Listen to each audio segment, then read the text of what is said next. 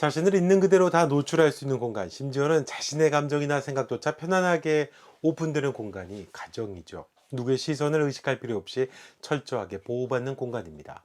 우리는 그 공간에서 다시 힘을 얻고 안식을 누리고 다시 세상으로 나가죠. 하지만 누구의 시선을 의식할 필요도 없이 철저하게 보호받는 공간은 두려움과 공포에 있어서도 차단된 곳입니다. 이렇게 친밀한 공간이 은밀하고 내밀한 욕망이 숨겨진 곳이고, 그로 인한 끔찍한 폭력과 고통이 발생이 되면 무기력한 공간이 되죠. 폐쇄된 곳에서 이루어지는 비밀스러운 폭력과 공포는 오로지 개인의 몫이 됩니다. 다른 사람이 개입하기가 어려운 곳이기 때문에 그렇죠. 그래서 스릴러가 다루기에 참 좋은 소재입니다.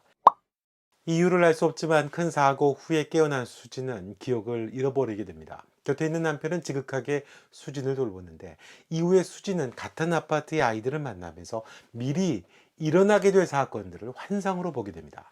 뿐만 아니라 같은 아파트의 여고생이 성폭행을 당하려는 사건도 보게 되고, 또 다른 동에서는 가스 폭발 사고가 일어나는 환상까지도 미리 보게 됩니다. 그때마다 수지는 횡단보도에서 아이들을 구하고, 몹쓸 짓을 당하려는 아이를 어떻게든 지켜주려고 하다가 직접 여학생의 아버지에게 경고까지 하게 됩니다. 이상한 사고를 당하고부터 미래를 환상으로 보게 된 수지는 7층 남자가 살해당하는 것도 알게 되고, 범인이 남긴 증거물로 살인자가 자신의 남편이라는 것도 알게 됩니다. 이때부터 수지는 지금 남편이 진짜 남편인지 가짜 남편인지 혼란스러워하게 되고 남편을 신고하죠. 이후에 상황이 몇 번이나 다양한 반전을 이루게 되면서 아내의 죽음과 진짜 남편의 정체가 드러납니다. 그리고 그녀가 봤던 환상이 뭔지, 왜 이 영화의 제목이 내일의 기억이라는 모순된 단어를 가지게 됐는지를 알게 됩니다. 이 영화는 거슬리는 대목이 많습니다. 각본도 그렇고요. 연출에 있어서도 좀 이해가 안 되는 부분들이 많습니다. 뭐 약이라든지 뜬금없는 남편의 폭주라든지, 이게 개연성이 없어요. 오직 이야기의 전개를 풀어가기 위한 장치일 뿐이고 의도됐습니다. 남편이 빚 때문에 그럴 수밖에 없다고 해도 그 남편과 아내, 친구와의 사이에서 어떤 갈등이 있었던 건지에 설명이 없습니다.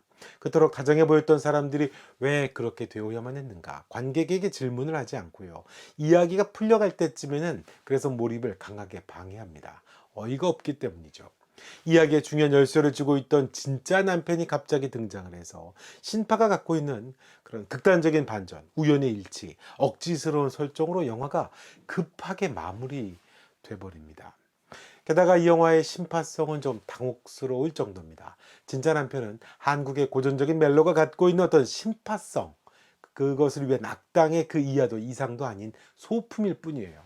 영화의 마지막은 정황으로나 상황으로나 상식적으로 이해할 수 없는 반응 방식으로 관객에게 눈물을 강요합니다.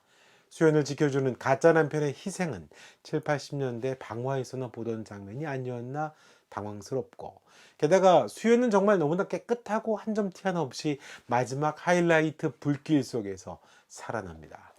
여배우는 이미지 때문에 현실성을 무시하는 건가 싶은 생각이 들어요. 뭐 당연히 왜 캐나다인지, 캐나다는 무슨 의미를 갖고 있는 건지도 설명도 없고요.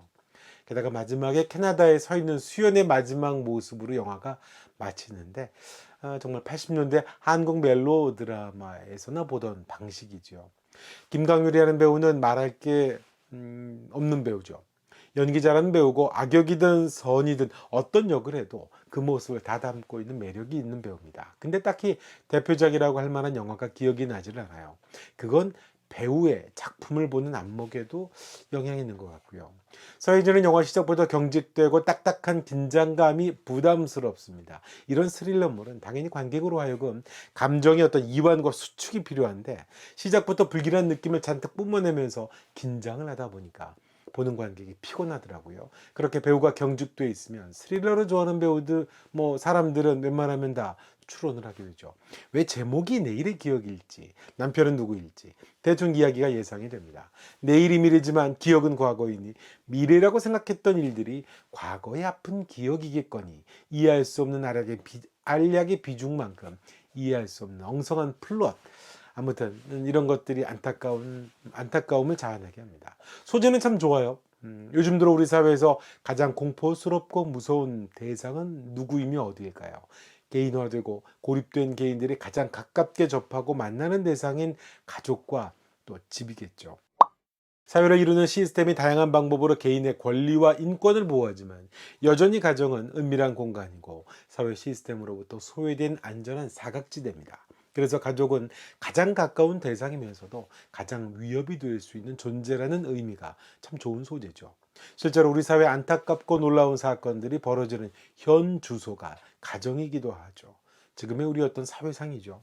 자녀에 대한 잔인한 폭력과 부부 폭력, 그 속에서 약자들은 보호받을 수 없는 극도의 공포를 가진 곳이 가정이라는 그 이중성. 하지만 이 영화는 모티브만 따왔을 뿐 이야기를 풀어가는 건 너무 엉성합니다.